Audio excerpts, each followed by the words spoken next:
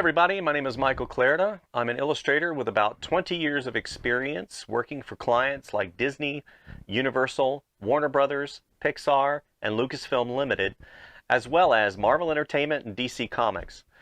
I am very passionate about teaching and the process involved in showing those who don't quite understand how this digital environment works. So today we're going to be working on the XP Pen 24-inch Pro 2K model. I'm very excited to show you guys this particular piece of tech. It's paired with a desktop all-in-one Macintosh, and I'm going to show you the process that I use whenever I create illustrations digitally. This is going to include, and not limited to, the sketch phase, the color phase, and finally the rendering phase. Hopefully we can get everything blocked into an hour, and I'm very excited to show you guys. So let's get started. Okay, so here we are. This is Photoshop. I'm sure that there are other programs out there, and actually I utilize a lot of the other programs that are available on this particular format, the Mac OS. I use ZBrush, I use Sketchbook Pro, I also use Rebel, Painter, and Illustrator. Gosh, there are so many programs out there these days, but Photoshop really suits me for its capability, its ease of use, and the fact that I've been using Photoshop since 1997 really helps. So, how did I set my document up? First, I went in, File, New, and I got image size, and I specified 18 by 24 at 300 dpi. That's a great resolution to start out at. 5400 pixels by 7200 pixels, and I went in and specified a value for the background. I don't typically like drawing on white because whenever I go to my color stage, it really is a stark difference between the blackest blacks and the whitest whites. So I put it on a gray background to really help me visualize things as I progress forward. So what am I doing today? First of all, let's look at our brushes. This is the brush menu. And whenever I go in here, I always typically go towards my favorite sketch brush right here. So we're going to go ahead and turn taper on. What's great about Photoshop is the fact that you can customize so many different things in this program, and you can cater it to what you are, who you are, what you do. If you're a photographer or whatever you are, Photoshop has the tools for you. It is similar to a multi-tool device. It's like the multi-tool device of the artistic tool belt. So I've got this nice sketch brush right here. I'm going to go ahead and enlarge this. And I've got my taper on. What's great about Photoshop too is every time you switch one of the tools, if you look up here, the menu, the sub-menu changes. So if I want to change a layer transparency, if I want to change pressure curve, if I want to change the flow, I can do all of those things up here, and it will affect the current brush that I'm on, my favorite sketch brush. So what am I drawing today? I have a myriad of different story concepts that I've been utilizing and doing sketches on for a long time. So if I go through, let's look up Frank and Beans. Okay. Here we go. Frank and Beans. Let's go down.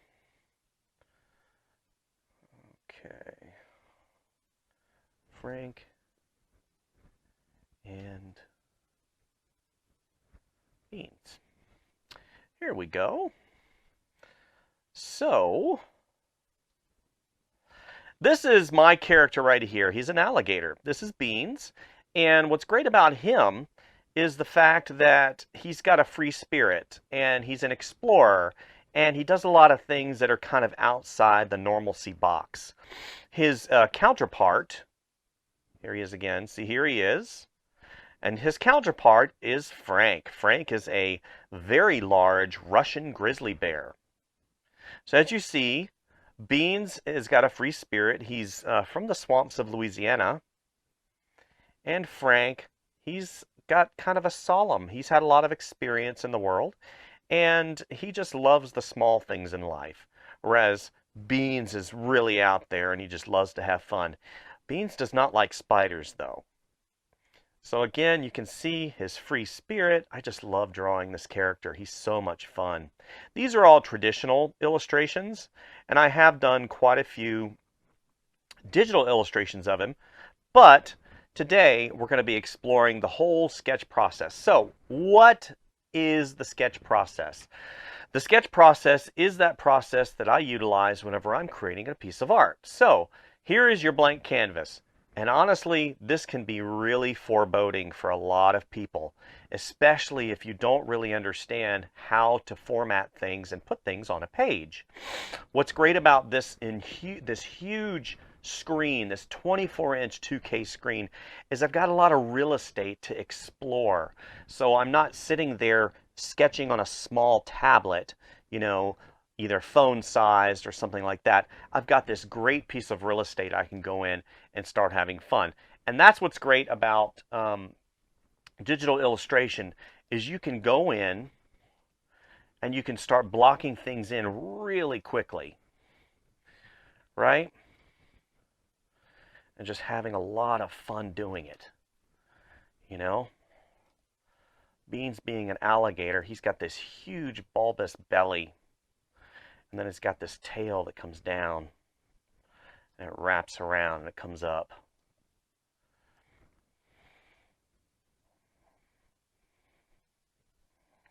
And what I'm doing right now, again, is that rough sketch. I'm just putting things in here temporarily as I work through composition. Composition being where I put things on the page.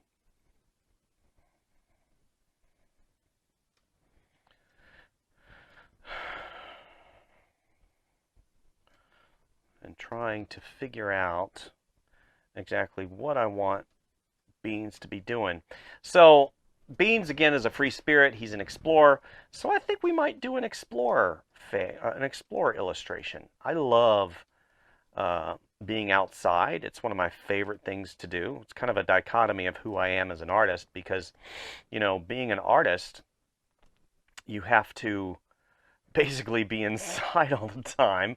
And it's not my favorite thing to be inside all the time, but you know, having that balancing act between what I do and in terms of a career and also balancing with, you know, that creative side. So as I scroll through, you see that I'm not using a really small brush with these very fine lines. You know, with this particular tablet, it's got over 8,000 levels of pressure sensitivity. It's got all these wonderful quick keys that I do utilize whenever I need to, but I've got, you know, so much muscle memory built around my keyboard that even though I've programmed, see, I use that to switch. I've got 3 monitors in front of me. Even though I utilize the quick keys, I don't rely upon them solely. And you can program things in there to really help you out and do things, but I just haven't done that as of today. You know, whenever you work for so long and you try and inject something completely brand new into your workflow, a lot of times the results aren't exactly what you would expect. Being, yeah, I'm going to go ahead and and completely change the way that I do my quick keys. You know, this is designated as being a professional model tablet, and I think it completely is. You know, you compare it with other items in the marketplace, and it holds up right there exactly with the other items out there. You know, your bonded screens, your 4K models, and this is just, the screen is phenomenal. And just coming at this from a person that's been doing this a long time, you know, the screens, the 4K screens are beautiful, the 2K screens are beautiful, but what is really great about this machine is not only it has a 2K screen, the latency is so tiny. You don't have hardly any, look at that, hardly any latency at all. Latency being the time when you make the stroke and whenever the stroke actually appears. So a lot of that depends, of course, on your computer. And this particular machine is a little bit older, but it's still very, very viable for this particular exercise.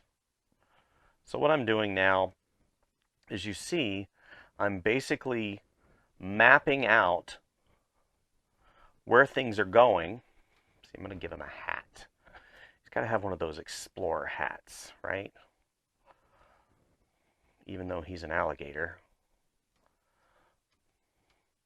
And you see how rudimentary this is. This isn't supposed to be the final sketch. This isn't supposed to be the absolute. It's just supposed to be an exercise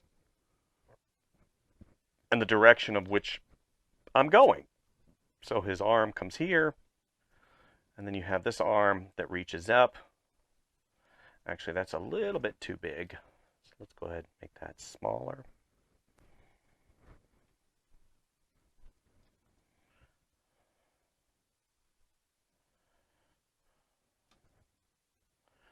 Nice.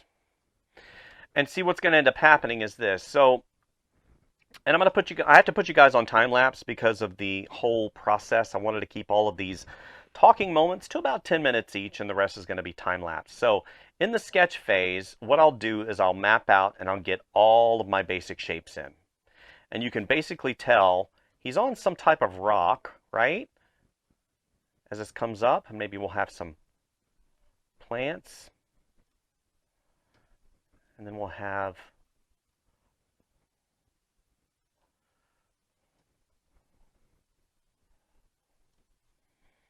okay, and you can see he's standing on a rock and he's got a pickaxe, something that he uses whenever he goes exploring to uncover different types of, maybe treasure or something like that.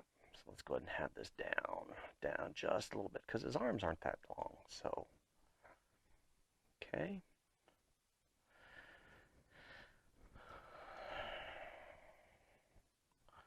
And this is basically what I would call a first pass. So first passes are fun because they're most of the time they're not really utilized. They're just there as a, how do I put it? An idea generator, a primer, a moment in time that helps bring you to the next level. Let's go and have this right here. He's got a shirt on. It's got like a, he's got his rolled up sleeve.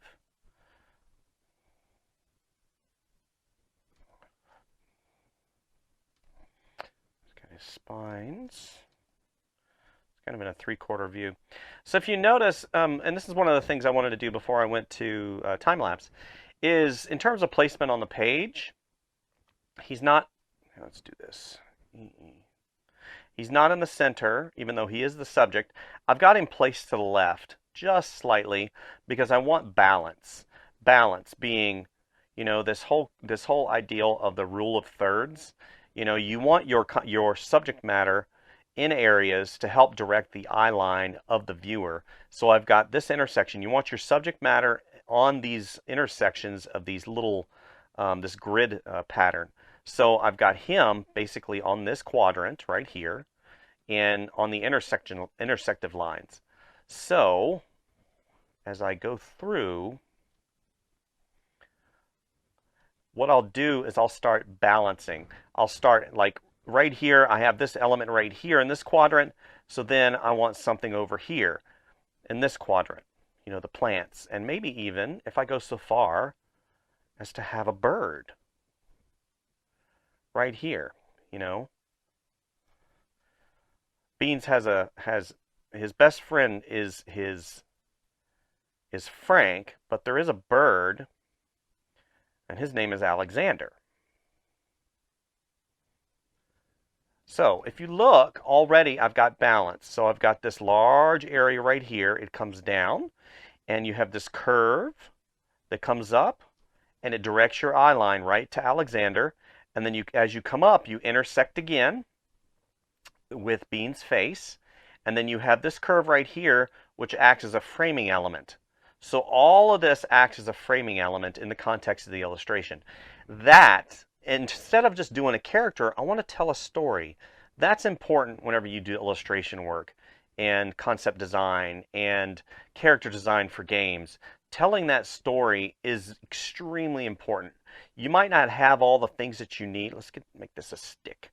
Might not have everything that you need in terms of drawing capability, but what's great about whenever you have a really strong story is the style and the way that you do things can be, I don't want to say overlooked, because you always want to have really good art.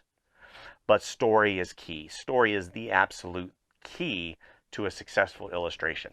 So I'm going to go ahead and put you guys on time lapse. We're going to watch the process evolve, and then I'm going to bring you back as I wrap up the final sketch. And then I'll talk a little bit about how the next stage, which will be color block in, and putting in local color, which will be color without shade or shadow. And then finally, in the end, we'll come back after I do some time lapse in the color, and then we'll come back in the rendering process, and I'll show you how I put in shadow and light and some textures, and show you the final wrap up and just the whole process of illustration. It's so much fun. So let's get you on time lapse. Okay, so this is my, how do I put it?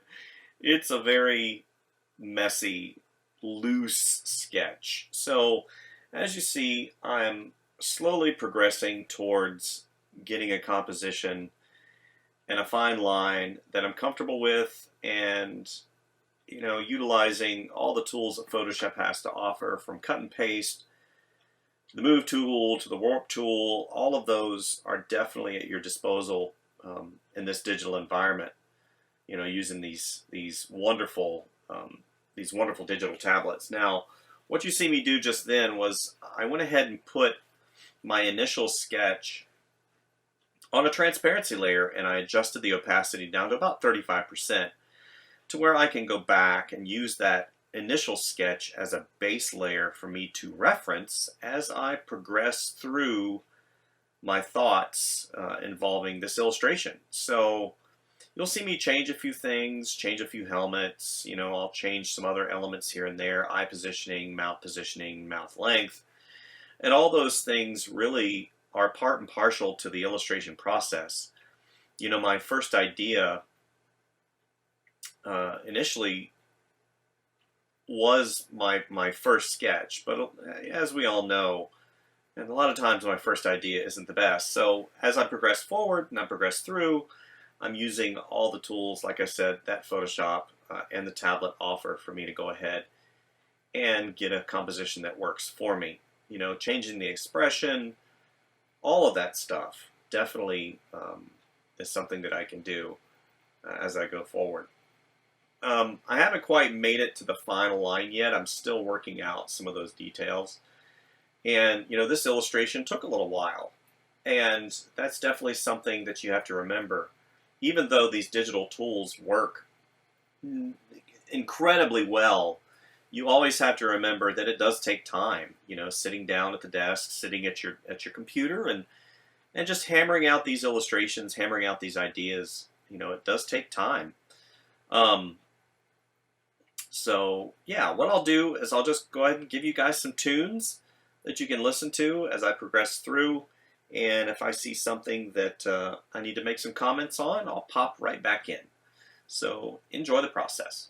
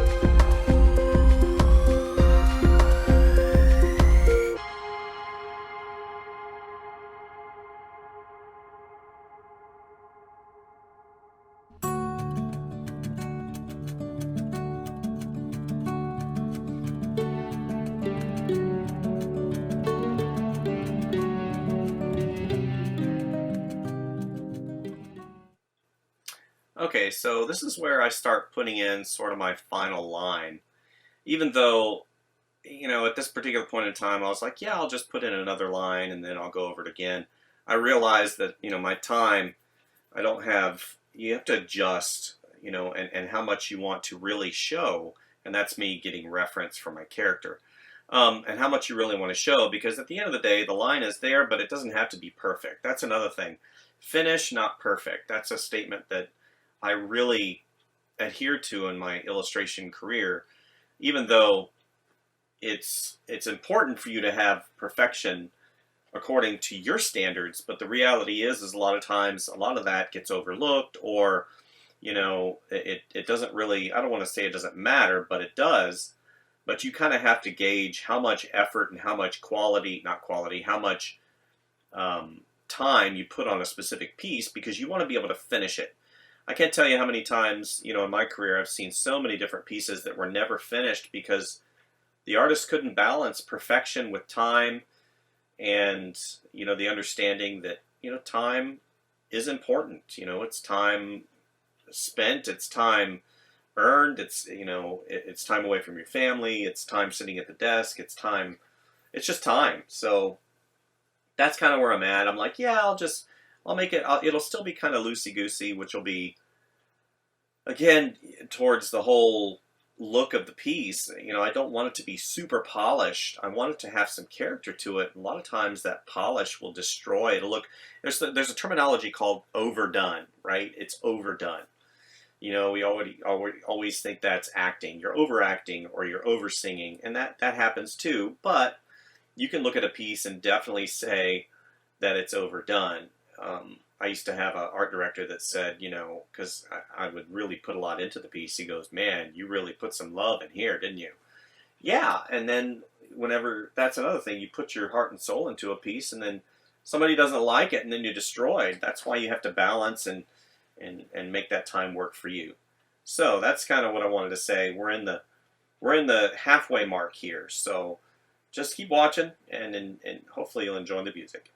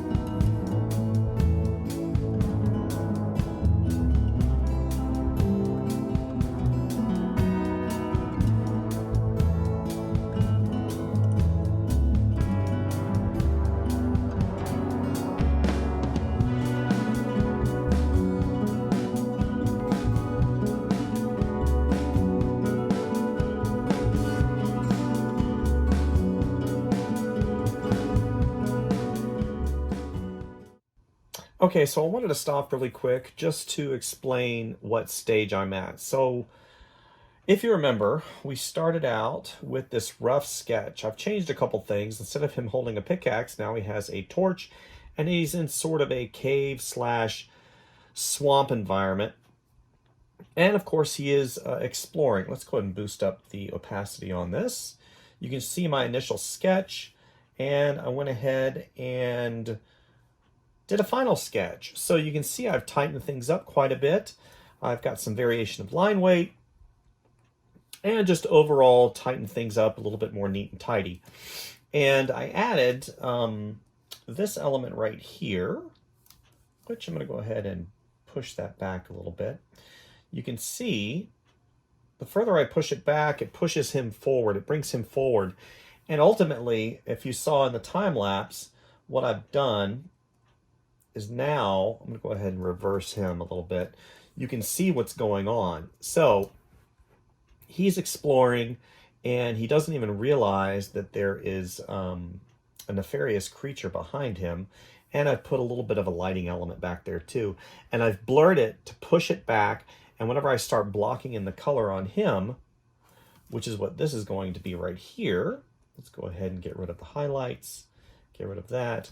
You can see I'm already starting to put in some of these darker elements here and there to really pull this entire front panel, this plate right here. I call it a plate because I'm thinking in terms of multi-planes, because I have a background back there, and then I have a midground right about here, which I'll put some other elements in. And you can see I've already started to do that with some of these reeds that are separating him from the monster and the creature in the back. And then now I'm going to go ahead and just start blocking in the color. I'm utilizing a really muted color palette. Nothing really pops just yet, just because I want to go in and put everything, in that dark hue. And, you'll see here in just a moment, I'll block in the colors and I'll come back to that base color line or that color palette, and I'll start pushing and pulling those values to really coincide with this torch, which is going to be the highest highlight in the entire piece. So I could even go so far as to do this first. All right, I'll go ahead and put in, let's go ahead and make that really bright. Let's give it a little bit more orange. Okay. And as it comes around and around, and then of course in the center, it's going to be much brighter right here. And as it goes out, it's going to be red in some of these areas right here. And I might even go so far. I do have a fire brush, and I might put that over everything. But that's whenever I get into the lighting stage. So go ahead and give you an understanding of what's going on here. And then I'll make this maybe an overlay. Let's go ahead. Hard light. And again, I haven't quite gotten to this stage yet. I'm still blocking in that color. So I'm going to put you guys back on time lapse, and you can watch me block in this local color. Local color being the color of an item without any light or shadow on it. And I'm utilizing a very soft shader brush, which has a taper on it. So I'll come in, and I don't need to be really exacting, to be honest with you, because I'm going to have this more of a painterly feel. And as I go in, you'll see it'll be really loose, especially around this area, because I'm focusing on the items and the elements that make the most sense for the illustration. I don't want to sit here and really render these reeds when all of the action is right here. Hopefully that makes sense to everybody. And as I come in here, I'll even get darker because these elements are in the foreground. you know, all this stuff. Maybe I'll have some reeds coming up here and whatnot. So let's put you guys back on the timelines. I love this element so much. I just want to keep looking at it, but I can't because it's interfering with the illustration in the foreground. So let's go ahead and get you guys back on time lapse.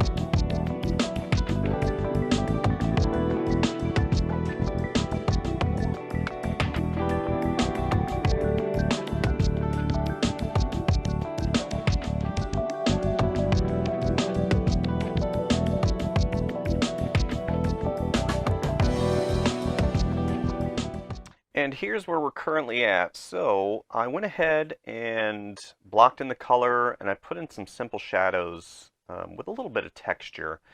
So here's my color layer right here, and I've got other color layers subsequent to that color layer. You can see positioning of those layers to, again, give that sense of depth.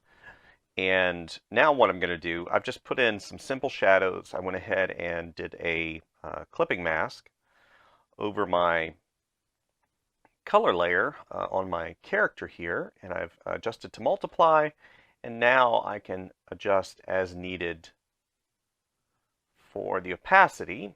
And let me see here, let's go down. You can see it's pretty loose, but on the other hand, it does have quite a few areas of some sharpness and just overall I'm trying to get, and you see like what I've done here is I've pointed these branches. You can see I pointed them to the character and what exactly is going on. So it leads you, the entire illustration is leading you up to right here. This is the focus of the piece. So what I'm going to do now is I'm going to just start putting in some highlights here and there. Let's see, where do I want to begin? I like that. I started rendering in the fire a little bit. You can see here. I can start just putting in a little bit of fire. Again, I don't want to overdo it. You know, that's kind of where I'm at right now. I don't want to overdo the illustration. I don't want to overdo the piece. You know, fire is one of those things that you can get in there and really just make a muck of it. And I don't want to do that. Again, what's really cool about having this tablet and digital illustration is you're like, oh, I'm sitting here working. Oh my gosh. You know, in the real world, that would be a game changer. That would be, okay, how am I going to figure that out? I need to paint over it. Do I need to erase it? How can I work that into the composition? But in the digital environment, using this great tablet, I can go in and just Control Z and move on. See, that's what's really cool about digital illustration.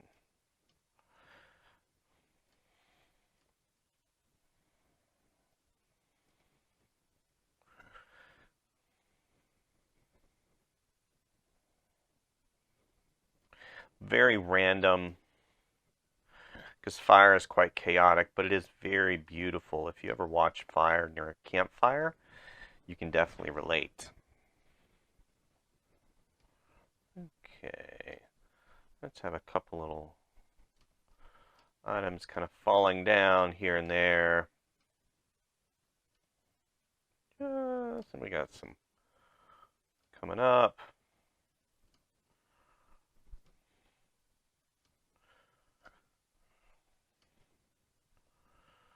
Yeah. Okay, so now, gosh, it's such a complex illustration. I didn't anticipate on it being this complex, but you know, that's the way art is. Sometimes you get into a sketch and you realize, gosh, I really want to put more into it. You know, so let's go ahead and create another layer mask, and I'm still working on my core character here.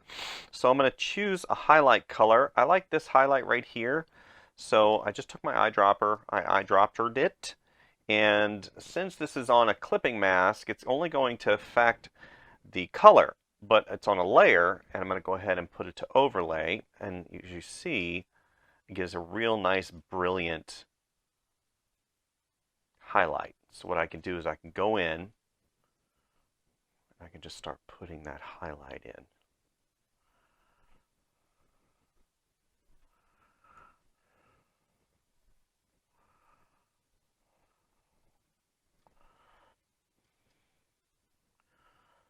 Very quickly.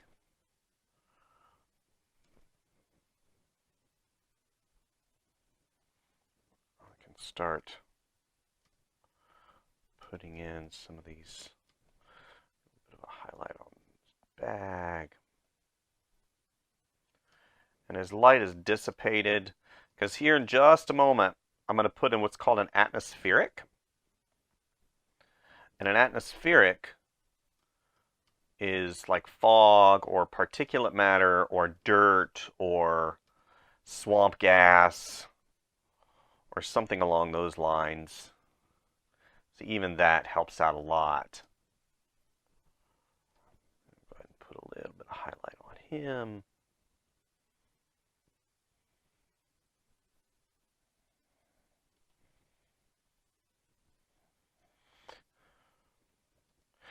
Going really fast. Keeping everything really loose. Because it gives that lively feel to it.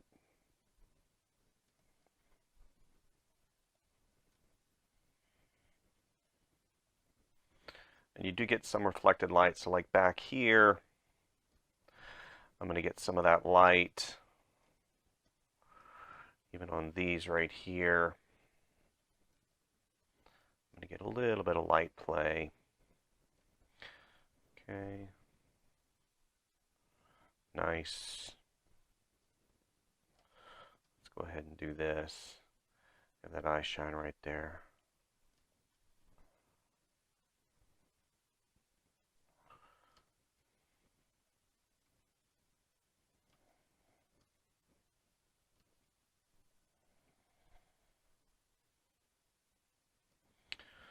Here, up. Right there.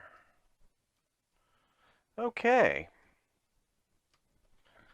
I'm going to go ahead and put in just a few atmospherics, but before I put you on the final time lapse, I want to put you on the final time lapse because, you know, even though I am working really fast, I want to make sure and give you guys the best illustration I can in the time allotted, and that unfortunately will take a little bit of time lapse to wrap up some of the little logistic items like reflected light. So reflected light, let's go ahead and do, I'll give you an example of reflective light.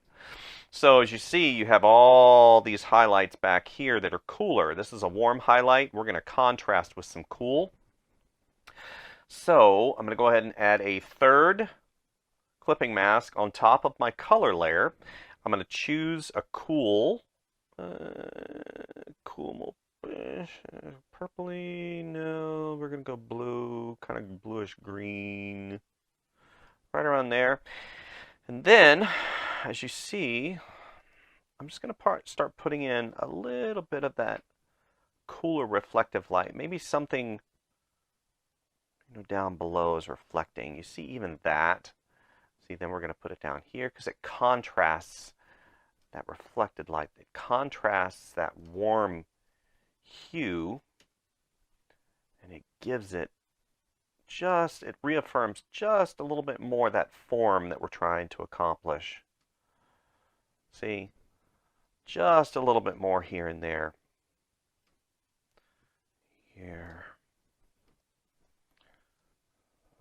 A little bit there, a little bit too much. And even if I do put a little bit too much, I can just go back and erase it, or I can adjust the opacity. A little bit of reflected light over here. And a little bit on him. Over here. This is actually one of those illustrations that I could work on for hours and hours, tidying up, putting in texture, putting in lighting effects, putting in all those little details. But one of the things that I always tell, because I teach at the collegiate level, one of the things I always tell students is, first of all, you know, that phrase, time is money, time is money. Yes, it is. Time is always money. But time is also an investment. You know, time has a return. You have to make sure that you get return on your investment. And, you know, these digital tablets, you know, that are out in the marketplace, XP Pen being one of them, of course, really helps maximize your time because it's, you know, with this huge space and with all of the programs that are out there, you can really just go in and do incredible illustrations in a very short period of time. Okay. So now what I'm going to do is I'll be putting you guys on time lapse, but I'm going to go ahead and I'm going to have a bluish green hue. And I'm going to put it, let's see, I want to put it, where I want to put it. let's put it behind there. So let's do this.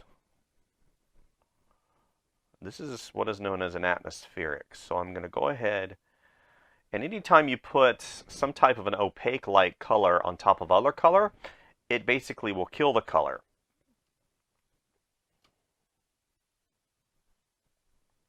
So even though this isn't white, this is a blue hue. So we're going to go and layer back. Let's go all the way back, because I want to go in back of this right here. So we're going to go ahead, I'm going to go in back of that. I've already put some back there. We're going to put a little bit more here.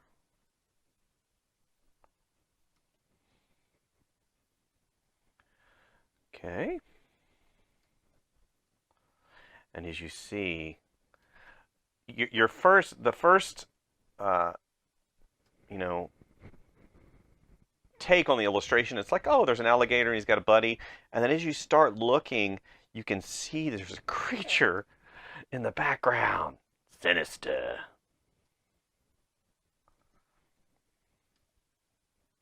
Okay, so now even though I do have, you can see some of these lines right here, I can go ahead and go to Filter, Blur, Gaussian Blur, and it eliminates that really quickly in short order. So let's go back up. Okay. Let's go Filter, Gaussian Blur, boom, it gets rid of it, blends it in. So now I'm going to go on top of everything. I'm going to pull my purple hue, and I'm going to just start pushing and pulling some of those values as I progress forward. So let's put you on a final time lapse, and we'll do a final wrap up, a real quick wrap up in the end.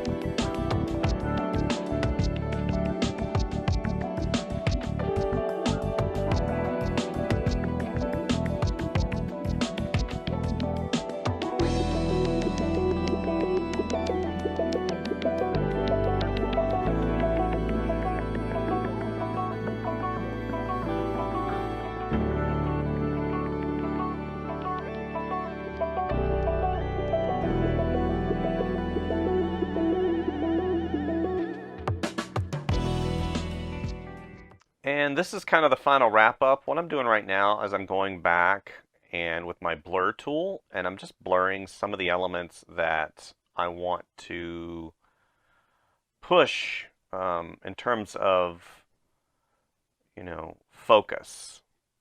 I flattened everything into one layer, as you see. Actually, what happened there? It moved. No!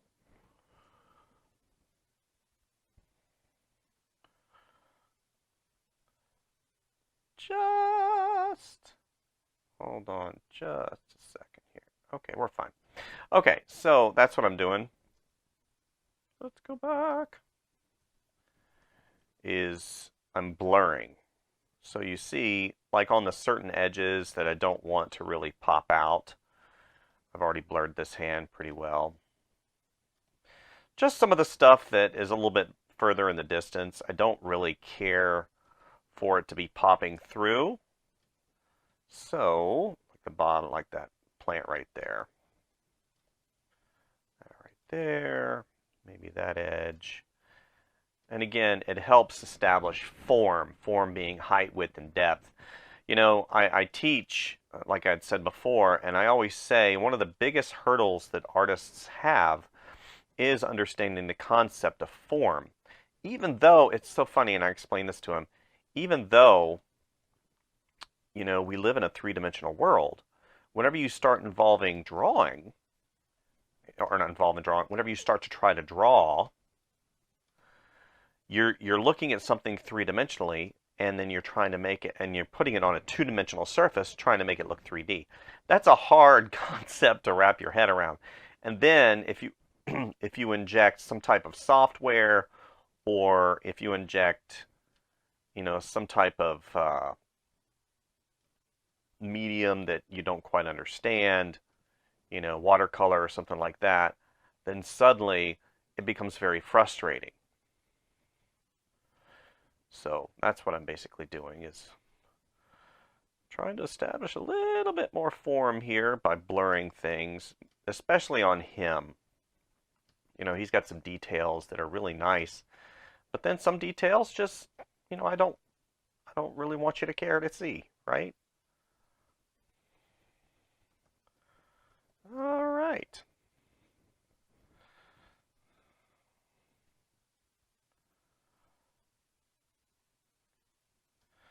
I think that's pretty good for now. That's where I wanted to land for you guys for this particular tutorial. This one was so much fun. This character I love. I don't call it work whenever I do something that I love. And art and doing something that you really love is something that can really change your life. And with these digital tools these days, man, the sky's the limit. So, that being said, thanks for watching, and we'll see you next time.